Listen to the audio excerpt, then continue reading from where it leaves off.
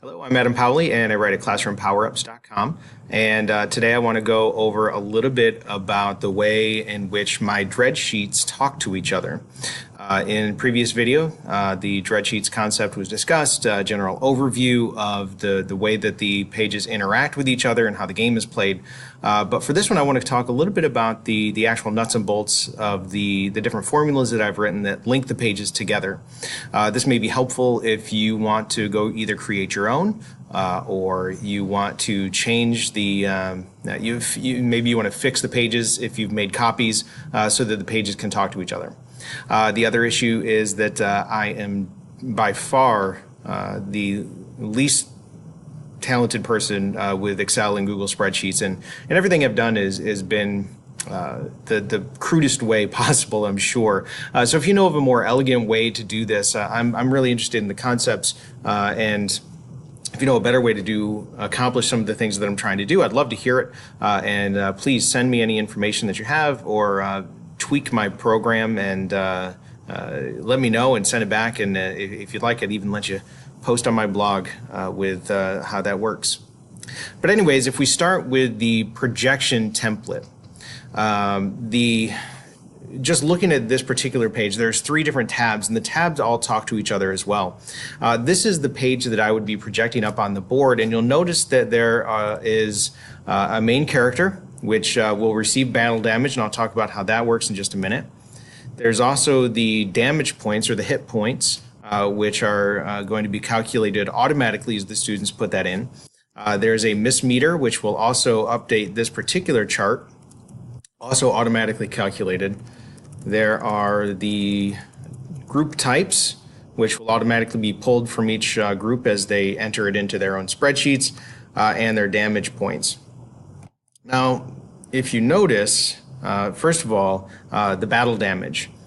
This could be a whole post in and of itself. This is our images that I've done through Google Draw. If you publish your Google drawing, it will give you a code, and this is a published Google Draw, and this is the first image that the students will see. And if they have 2,200 points or more, this is the image that will pop up. If they have between 2,000 and 2,200, this is the image that will pop up, and so on. The way that that works is on the main page. This is the calculation that is done. So if B18, which is right here, here's B18, so this is the hit points. If B18, and then there's this little comma is between a certain, so it looks up whatever number it is, and then it will take you to the VLOOKUP. And you'll notice the VLOOKUP is going over to the damage tab right down here, and the damage tab will look between the cell A2 and down to B2, and it will pull the size. So the number 2 means that it's going to fill up this entire cell. These videos may be a series of videos, so you'll see that it is looking right now at this chart, which is pulling from a hidden tab here. So it is pulling from these published. The reason that I did it this way, as I create more bosses, I can just add them into the new columns, and then all I have to do is go over here to the main page, and I just change which column it's looking it up from. So if I change A2B to D to E, it's going to pull this one. Okay.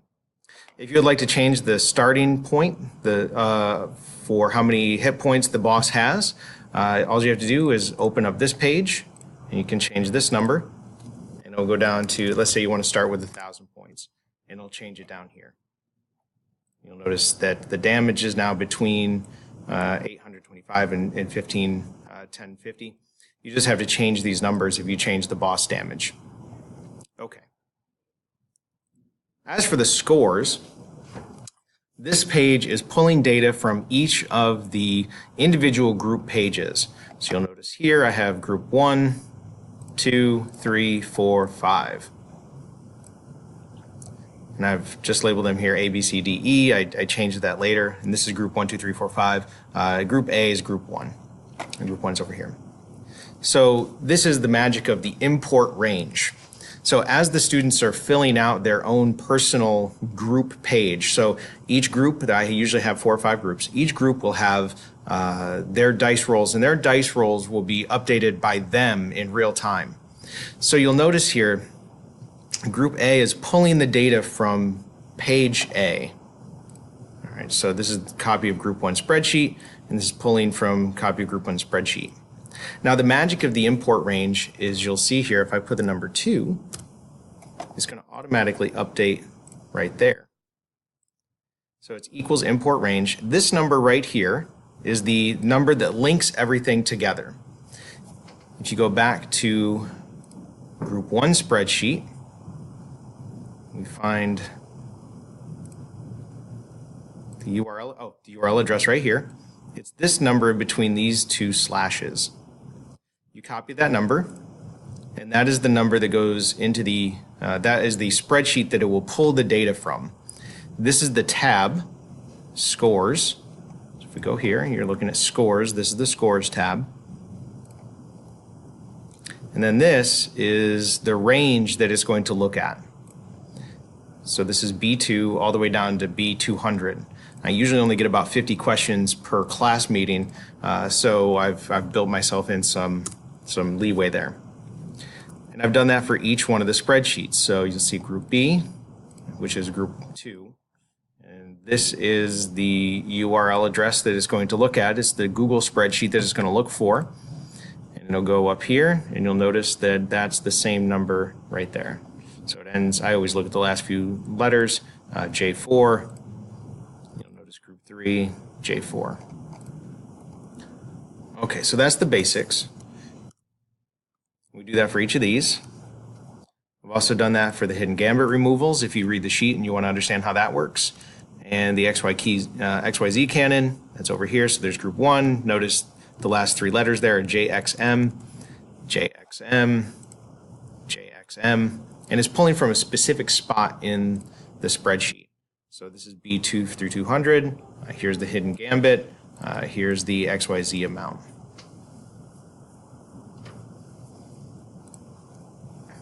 So that's essentially all the information that's being pulled from the Google projection sheet.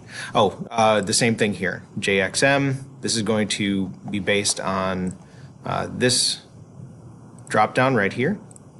So it'll change the image, and then it's pulling the image from I1 over here. So it says scores I1. The hit points for each group are going to be pulled from this right here, which is D2, cell D2, which is right here. And we just do that for each one of the groups. And that's the projection page. There's one other on the score sheet. It is the boss group. Now the boss group is interesting. I don't always use students as a boss group. Sometimes I act as the boss myself. And you can get an overview of the boss and what you want to do with that. But again, the dice roll is here. Oftentimes I will just have 100 points per dice roll. There's also the counterattack and the rage strike. And if you go back to the projection, you will see that that is in the scores right here. I'm sorry, that's in the power drain.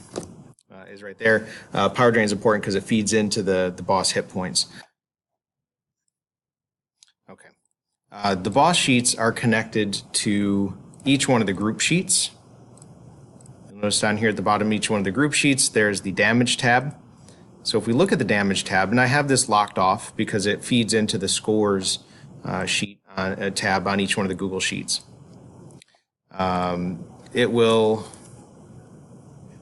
It's importing the dice rolls from the boss sheet. So again, here's X5MA, and up here, X5MA. So the damage sheet this is the damage that's being pulled from the boss fight. And the boss here, let's say the boss is attacking group 5. And again, I do this through a dice roll. the boss attacks group 5, and you'll notice here that it's going to pull up group 5, and that is linked to group hit points. Now the calculation there is going to be based on some if statement. So these are the damage points for this particular group. If we go back to the boss sheet and we say there's going to be 100 points taken off of group 3 or group 2 here, it's going to pull that up on the attack column, but notice the damage points are not being taken because the sum if is only being pulled if the sum says group 5 for this one. If we look over here on the group 4, that sum if statement is going to say group 4. Let's go back to group 5 because in that sum if statement there is also the calculation of the sum if it says all groups, and that's for the rage strike, plus this right here, the sum if group 5 and group 4 here. And you should notice that the group 5 and the sum if statement is going to be calculating this column here in M and this column here in O. And in more magic of the import range calculation, the healing points chart is pulling from group 1, JXM, group 2, group 3, group 4, and group 5. Each group only gets 2 opportunities at healing points, so this is the max that for this particular game that could be done. Those healing points go here. It's pulling it from this area, and it will go into group 5, which will then, all of this feeds into the group E hit points. The group E hit points, they start off with 2,000, so if you want to change the starting calculation, you just change that number. All that feeds back into the projection sheet right here, into that number. You notice here, QJM, and sorry, not QJM, F40. You notice up here, F40. The last thing I wanted to mention was the drop-down menus. The drop-down menus turned out to be a really interesting component that I've added. Each group could select one of 1, 2, 3, 4, 5 different types of gameplay.